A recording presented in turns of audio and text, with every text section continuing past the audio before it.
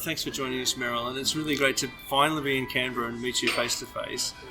We'd love to actually ask you a few questions about yourself and OST, if that's okay.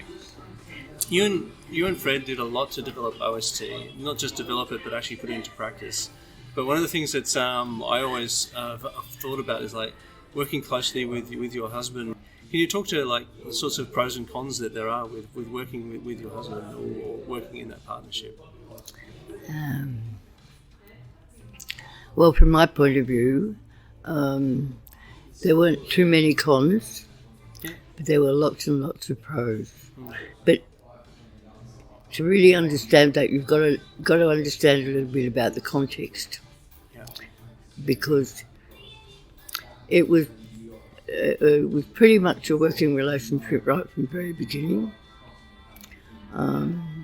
When Fred came back to Australia in '69, he gave a lecture called Making Change at the National Level. So the director of CCE and I went over to listen to that, and we thought it was pretty good, because that was one of the things that we were trying to do at CCE. Mm-hmm. So we asked this bloke, Fred, to come and work with us. And he preferred to work with us rather than the stuffy professors at ANU, right, over in RSSS. So he came over and worked with us. Mm-hmm. So it was always a sort of working relationship. So it started in the context of actually wanting to learn together or grow together through that work that you were doing together, pretty much. The first thing he ever gave me to read was the printer's proofs of OPS. Oh, okay. And I absolutely adored it. I just fell in love with the whole stuff, and I thought, this is what I've been looking for all my life, right? Wow. Yeah. So I want to learn everything I can about this. So Fred had a small group of PhD students and people around him. So I joined that group as well. So we had after-hours contact as well as actually on the job. So I just went from there. So it was always a working relationship. And work always took precedence. And I mean, the only problems I used to have with the whole thing was basically after Joey was born. It was very hard trying to do a full-time job, have a baby, and with 5 kids at home, and but we just carted her around with us wherever we went. So Fred used to joke that she slept through more high-level meetings than most people have ever been to. She might have learned some things through osmosis, do you think? Yeah. She did. Yeah. Yes, she definitely did. Yeah. And we used to cart the kids around with us wherever we went. So, yeah. Fantastic. But I mean, one of the things about working together is you end up knowing people so well. Particularly when you share all the shitty stuff as well as the glory. And we did. We worked very closely on absolutely everything. Fantastic. Well, thanks for sharing that. I think it's really interesting. Like if you're on the same path and you're sharing that path, it's I think it can be pretty magical. Oh, absolutely. Yeah. Yeah. I mean, you see things. I mean, there's always a risk of being that close, which is the rest of the world starts to look a bit crazy. But we were well aware of that, so that didn't happen. All right, we'll move on. Thank you. That's really lovely. One of the problems that we're facing with trying to, even with pulling the course together, is trying to get people to understand about OST. I was wondering if is there any way that you found, especially with people new to systems thinking, that you can succinctly explain what OST is about? Oh, I wouldn't even try. No, seriously, Yeah. I tell them what it does. Yeah. I mean, if you start rattling on about, ST, OST is a conceptual framework, based on material universes, you'll never see them again. Yeah. Yeah. No, I just simply start talking to them about what it does. It's a way of bringing people together so they can start having more control over their own affairs, their own lives, their own communities, and just take it from there. Wow. That's a great way to explain it. Very simple. You mentioned their reality, their environments, and in the context of today's world, kind of do you see what OST can play, what role it can play in things like situation in Iran, in Ukraine, world matters? Yeah. Do you see it playing a role? It can. OST has two features that are very important for that sort of situation. The first one is it's very, very good at solving conflicts, except it doesn't solve them. I think I mentioned to you the rationalisation of conflict paper. So when you have a conflict, and we often do, you break the conflict into two parts. First part is you do not let people stand on their soapboxes about the conflict. You take it out of the immediate situation and put it in a broader context. And problems start to look different when you put them in a much broader context. Secondly, you always get people to aim for more than one thing, so that people might think that the thing they're fighting about is the only thing in their lives, but it isn't. So you get them to build up a list of shared things in common. So even if you can't solve one part of that, which is the original conflict, you've got a lot of other things you can work together on. So, is that easy, really? Okay, so you opening the context up to a larger context to find a common. Yeah, that 1966 paper was taken from an international conflict, which was the Singapore-Malaysian, that whole. Right. Yeah. Okay. Fantastic. And it fixed it. So it became a model for actually how to handle it. But the difficulty with a lot of those sorts of conflicts is you have to get people in the same room, first of all. Yeah. That's the difficult bit. I think that's often the same problem within organisations, right? Not just in worldwide conflicts, I think. Yeah, true. Yeah. There are conflicts everywhere, particularly in today's world. Yeah. I mean, we've had a lot of them. Yeah. So in addition to solving conflicts, do you see where's the greatest potential for OST to make impact? You can do anything with OST. That's why I don't like people just concentrating on one method or another. That's why unique designs are so important. Because no matter what it is, if you know your theory, you can find a way around it. I'm going to have a drink of water. Sure. Take time.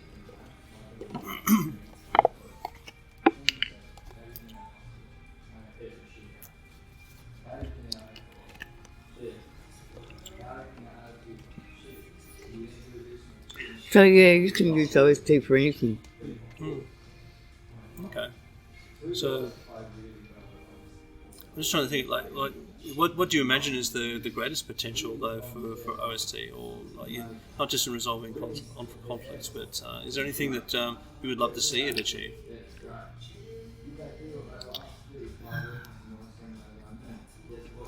I think the most important thing today is to get people to realise that you do not have to have a hierarchical system, because if you look at our white culture in Australia, we have used DP1 for absolutely everything. We've destroyed the land because we think we're above the land, right? We've destroyed a lot of people because we put people into hierarchy. We've got dreadful problems with women, with minorities, with all sorts of problems. They're all a problem of hierarchy. So it's not until you can actually get people working together as equals that you can start to realise that potential. You'll never ever get it with this. Yeah. Just doesn't happen. OST seems to be a very critical piece of, if you like, knowledge to be passed on. With us, we're finding it really difficult to see how we can make it into the more popular space, or to get OST out there. Why do you think it's been for us so difficult to do that? Or It hasn't. Oh, okay, yeah, good. It is at the moment. Yeah. And that's because of that whole neoliberalism thing that we've been through, which really destroyed the momentum that OST had, because it was everywhere. Okay. When you start reading, for example, if you read further learnings in the PD or whatever, we had brilliant stuff going on in lots and lots of places. And I mean, it ties in with those questions about the results too. I mean, the results are all out there. They've been out there for years and years and years. And it also depends on the culture. In cultures like Norway, there was no problems. Cultures like Canada, no problems. I mean, the search conference was also very big in places like South Africa, after the end of apartheid, because they desperately needed ways of getting the people back together again. So there are brilliant stories coming out of South Africa. The one country that we've struck that is notoriously hostile is the US. Right. And that's for two reasons. The first reason is it's a very, very autocratic culture, despite what they say, and liberty and freedom for all. Yeah. Oh, yeah. Give us our freedom. Yeah. It's actually very authoritarian culture, very autocratic. So they hate it for that reason. Nothing could be worse. Nothing could upset a middle or senior manager anymore than being told to have self-managing groups. Yeah. And the other reason is that it destroys the notion of 100% free will. So the other end of the spectrum, sort of. Yeah. Because what OST says is, if you want to work out where the future is, you also have to look at see where the L22 is going, where the environment is going, because the environment will limit what you can do, and it will provide opportunities for what you can do. So you don't have 100% free will. Yeah. And that, of course, that upsets a lot of Americans as well, who think they can just go out and do whatever they feel like. Which they can't do even in their own culture, but never mind. So, no, a lot of Americans are very, very hostile. And, I mean, I have some American friends who tried desperately to promote OST, but the success is very limited. Yeah. From the other countries, though, any examples that stand out for you? Or even in Australia. In Australia? Yeah. Any example that are standouts that you might like to of the successes In other of countries? OST? Yeah. Either. Or in Australia, all globally, yeah. Oh, yes, absolutely. One of the companies or one of the examples that's become a legend in Australia is ICI Botany. Mm-hmm. Fred did that over in 1972. And it went strong for years and years and years. And it's only just been brought back. So, yes, there are some quite famous examples. Yeah. And Syncrude Canada, that went strong for many, many years. That's up at Fort McMurray, just below the Arctic Circle. Mm-hmm. They got famous results at Syncrude. So there are quite well-known examples around. Yeah. Excellent. And how do they measure that success? Or how would you measure that success of OST? Does it work? Yeah. Does it do what it claims to do? Yeah. Mm-hmm. And the answer for OST is yes. I mean, we've got results that aren't just flash in the pans, they go on for years and years and years. We've got results you can drive over. Mm-hmm. I mean, the Search Conference at Geelong, it designed a whole traffic system. Yeah, okay, wow. So you can go drive over that. You can go to little coastal towns in New South Wales and find that the developers did not put 220 houses on a hillside, destroying the whole village essentially. So there are plenty of success stories. Yeah. Fantastic. I mean, I think that's a really good. It's good to talk about the things that didn't happen because of OST rather than the things that did. I think as well. That's a really great example. Things that didn't happen. Well, like not destroying that environment. Oh yeah, exactly. Yeah. Yes, they're just as important. Yeah. Do you want to take a drink? But local communities and developers is a constant source of conflict. No matter where you go. Yeah. Actually, in the drive down, we were talking about renewable energy. We got on to talking about talking about this hydro system, and actually coming out of Tasmania and talking about what happened with the hydroelectric schemes in Tasmania and the stopping of the Franklin damming and all that sort of thing. It's always interesting to hear the different perspectives about what happened. Like the hydroelectric it's quite successful in some terms, right? It generates electricity very well now, but at a huge cost, at a tremendous cost to that environment and to the communities that were in that environment. So, Well, I mean, I think that was handled badly right from the very start.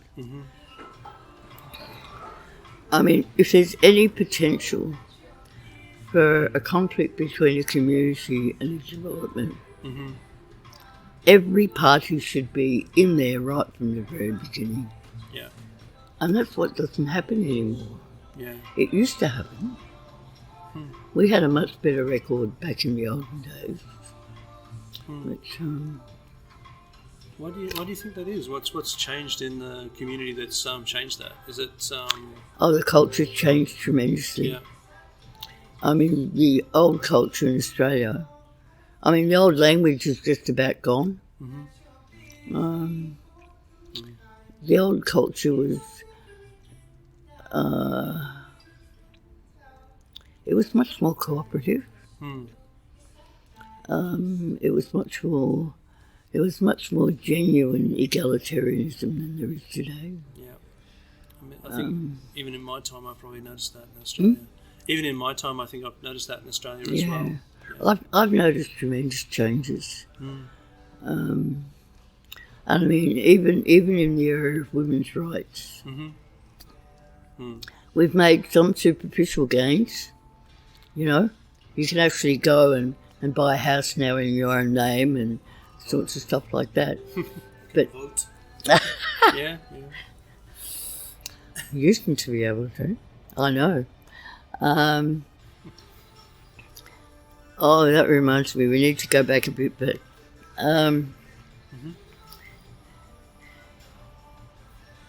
the prejudice or the discrimination against women is still actually there. It hasn't gone away at all. It's just under the surface. So things like that, which you would think in, 40 or 50 years, they haven't made that much progress at all, really. That's a worry. That is a real worry. You change the surface appearance, but you don't change underneath. Yeah. And I mean, one of the great myths in social science is you can change attitudes. Don't be bothered trying to change attitudes. It's a waste of time. What you need to do is actually change the behaviour first. And if you go back to that conflict situation, we used to have a problem in Australia with the Serbs and the Serbs and the Croats, if you remember. Maybe we still do, I don't know. But I know in one community what they worked out was if you want to get them together, and they were notoriously difficult to get together, what you do is you work out what's something they actually want together. What do they both want? And they worked out that what they both wanted was a great education for their kids. So they designed a search conference and they invited Serbs and Croats, of course, but some, a good selection of the parents who went to school and got them to improve the future of the school. And there was no conflict. So it can be done. Yeah. Good example. Yeah. Do we still have that problem in Australia? Do we know? Potentially. Yeah, I think wounds sort of run deep in some of those families. So. Yeah, it comes and goes. Yeah, I wondered. Yeah.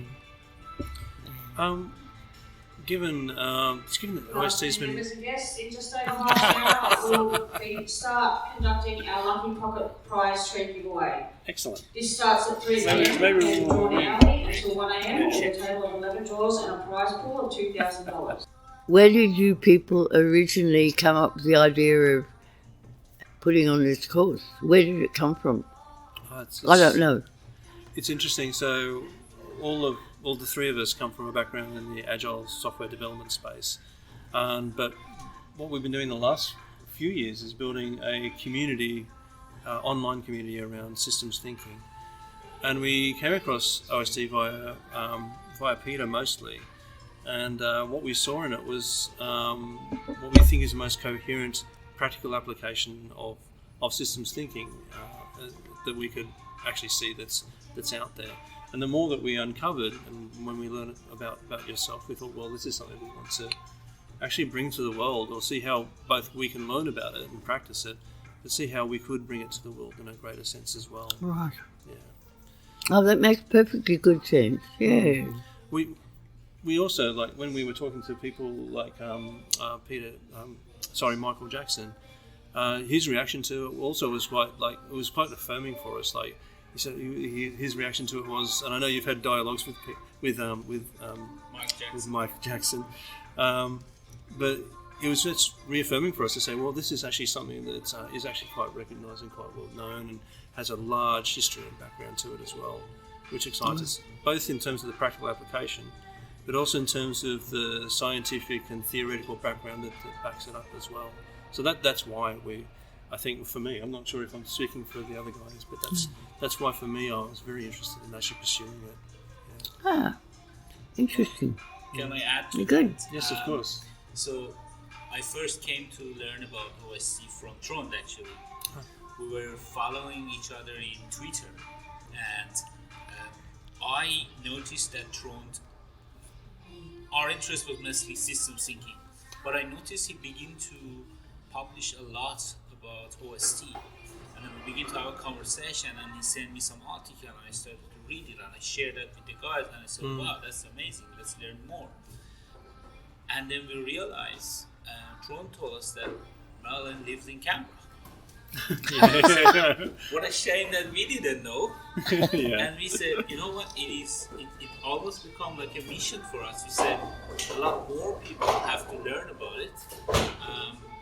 And yeah, we didn't even think that it would be possible, but looks like it is becoming a reality. So yeah, that was my side of the story. Yeah, and then we had Peter and Trump also come over to share their experiences on one of our meetups, Okay. and that was well received. So we thought we have to make this work somehow. Yeah. Ah, good on you. I'm not sure if it was just us confirming our biases, but it's definitely something that still we're very interested in. And that sort of leads into the next question, I think, quite nicely, which is, or the last question, which is, what do you see as the future? What's next for OST? I really have no idea. Yeah. I mean, my hope is that as the whole neoliberalism thing fades away, that people will be looking for something else. Yeah. In fact, I think they are now. So I would like there to be enough OST around, and you people can play a role in that. That people can, I mean, it can get back to where it was, you know, before the middle of the 80s, really. That's when neoliberalism really took off. It was actually introduced into Australia in 1977, but yeah. So before then, you could read about experiments going on in different industries in different places virtually every week, because it was all over the place. So it was neither unusual nor people found it difficult. They didn't. It just became part of the scenery. But because you do have to put some time and effort into actually achieving it, whatever you want, there were plenty of competitors that were cheap and nasty, and you could do a lot quicker and easier. Yeah. And that's always going to be a danger, of course. Yeah. Which is, you talk to people about what it does. And I think what you can say to people is, a lot of people these days, they're very dissatisfied and frustrated with their lives, with their work, with their kids' education. OST offers you an alternative picture of how it can be. So, rather than people being subjected to rules and regulations by other people, they can become part of groups that allow people to build their own set of, what should be happening around here. Start building their own bits of, culture and what they want to see happen. And I think that's really the main one, Alexander. Yeah. I think I come probably from a reductionist point of view, and I acknowledge that. When I wanted to explain OST to people, I would say, so there is, start with the contextualism. I would then start to talk about the open system nature of it and the difference it has with other system thinking school of thought. And then our interest in agile community, for example, was a lot about DP1 and DP2. Yeah, sure. And also the relationship between an open system and its environment, and the environment to itself, where very few people have actually talked about it. So in the agile community, one of the big things that happened and attracted a lot of attention was as a company, you need to focus on your customer. It sounds very obvious, but for many, many years, companies had a very internally looking approach. Because I can build this car, so I build it, and someone will buy it. But then the agile and some of the other movements started to become more customer-centric. But what it lacked was, well, you're not just building for your customer. So there is a wider environment.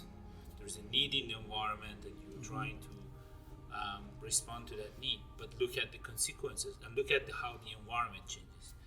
That was the aspect of the OST that was pretty unique.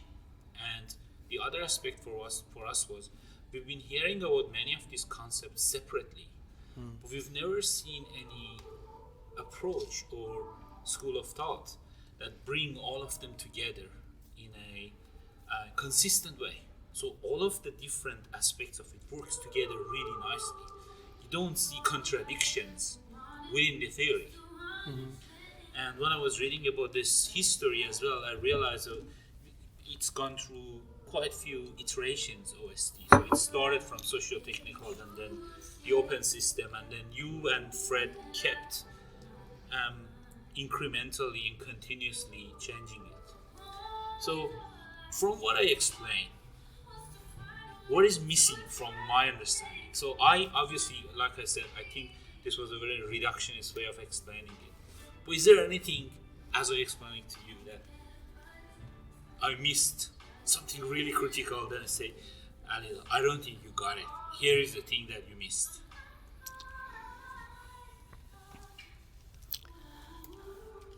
From my experience, Ali, all that is true, right? OST's got all these different bits and pieces that all fit together perfectly. But if you start talking to people about the concepts first, they won't follow you. That's not the way that people get into things. So even at the course, I do not give you the concept up the front, because they go in one ear and out the other, basically. Seriously, they do. So we get people to actually do it first. Then we fill in the concepts. So you can see, after you've had the experience, how that fits into that. How that bit fits over here. So I never ever, I mean, I've done it, of course.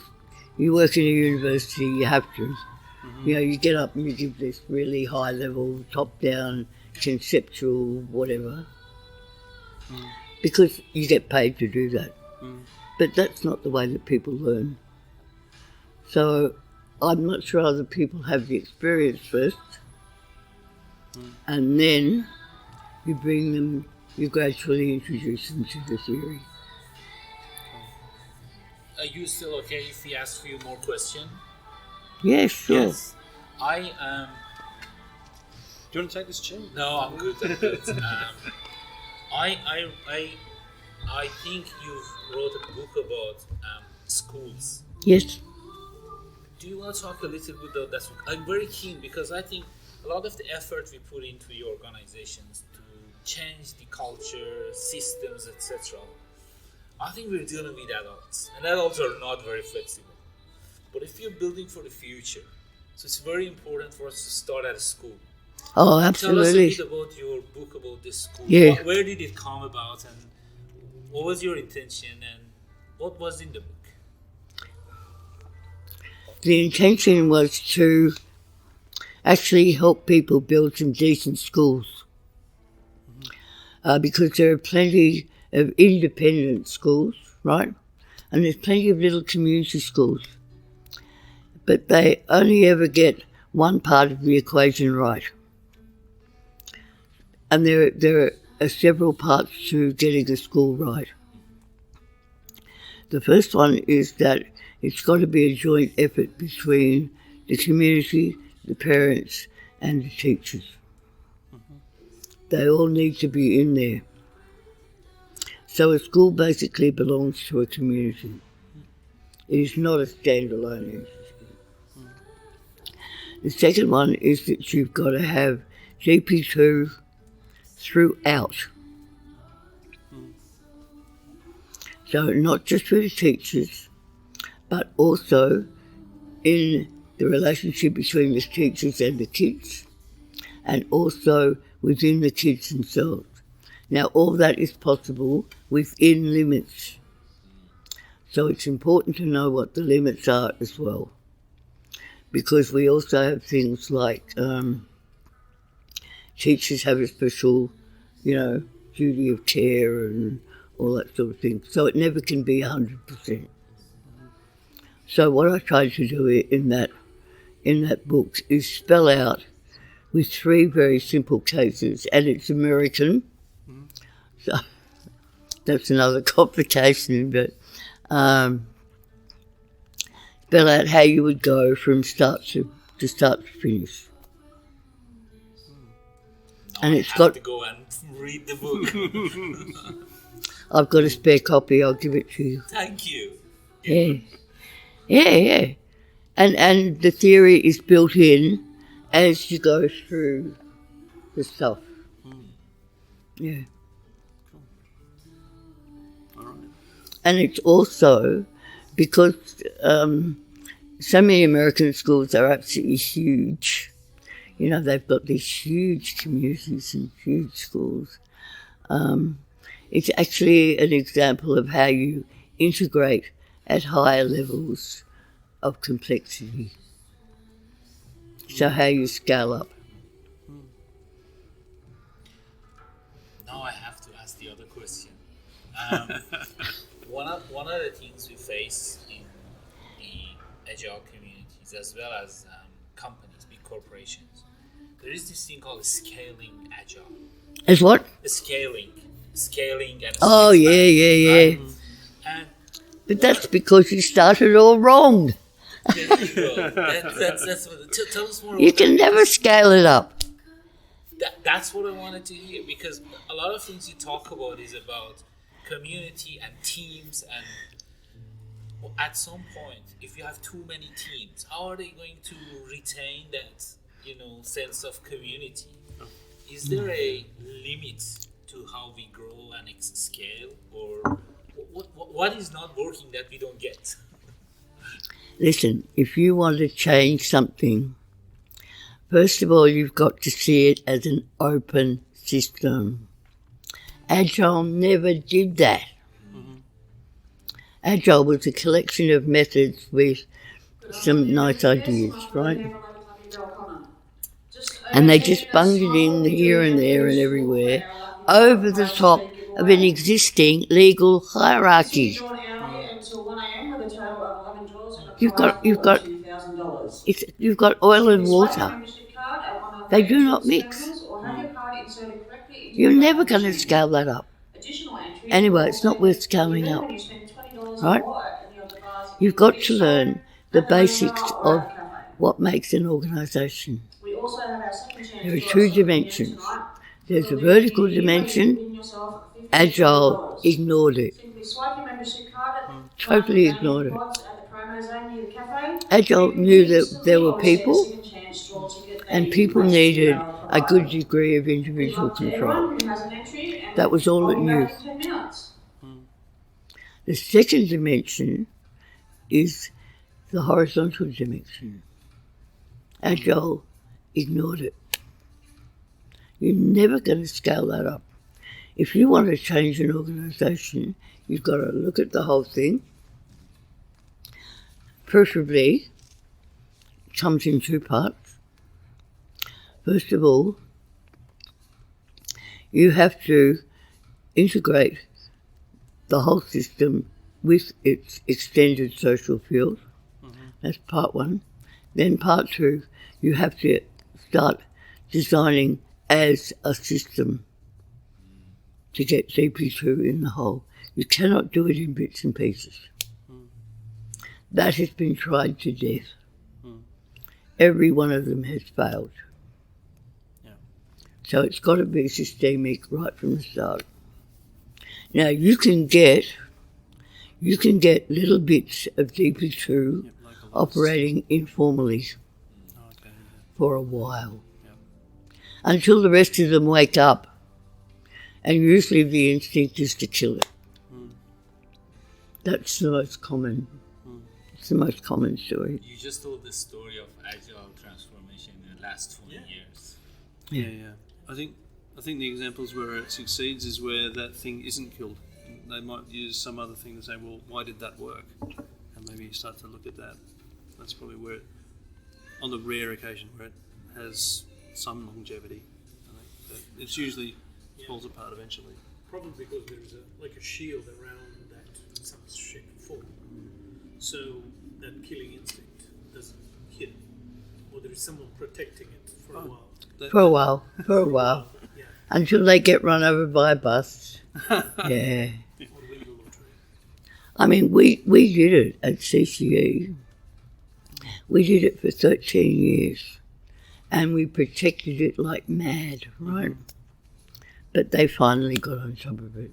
They tried very hard to kill it for about 12 years. As soon as they woke up what was going on, they tried to destroy it. But it took them 13 years. But they got there. Okay. So for those success stories, right?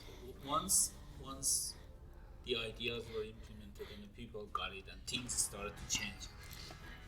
Even reading about the book, as I was reading, I said, wow, this is amazing. What was the reaction of the people inside those organizations or communities after they were able to change into or redesign the organization based on principles of OST? How did people inside that organization or community reacted? What were they talking about? What were they saying? It depends on who they are. Most people in an organisation love it. They absolutely go for the idea as soon as they see it, right? But some won't and some never will. And the ones, even when you have 100% support from senior management, there will still be people in the middle who hate it and who will say, over my dead body. Now, it's okay if they say it out loud, but most of them don't. They're too smart to do that. So, one of the sections of the course that we go through is what you do in all of those sorts of situations, how you actually get around that, what you can do with it. Now, the last one that Peter and I did, which failed, after months and months and months, was because middle management all ganged up and ganged up on the boss and made life so difficult for him that he withdrew support for what we were doing. So that can happen as well. And that was despite a lot of senior managers wanting to continue. So, be prepared. Yeah. Agile, there's the frozen middle management. Aye. There is a problem known very well Aye. in Agile that looks like Yeah. very relatable. Well, they've always been, in many ways, they've always been disadvantaged. They're neither, they're neither sort of ops who, get on well and all the rest of it. A lot of these people are ambitious, but they're having problems. So anybody who threatens them, anything that threatens them. But seriously, when most of your organisation, you do the original briefing and you put those diagrams up, people go, wow, we were that one. They know intuitively, yeah. Because everybody knows, what it's like to be in an Ice Coast settler group. Yeah. It's just natural. Guys, You gonna go? We do have to go soon. So I wanted to say, yeah. Actually, I want to say thank you very much for helping us out and answering our questions today. It's been great coming down here to It's been a pleasure. Thanks very much. Yeah. Thank you all. Thank you. Thanks, man. Yeah. Lovely. now even more forward to the course. Yes. Looking more forward to the course than Oh, we were good. before. So. Good, good, good. Yeah.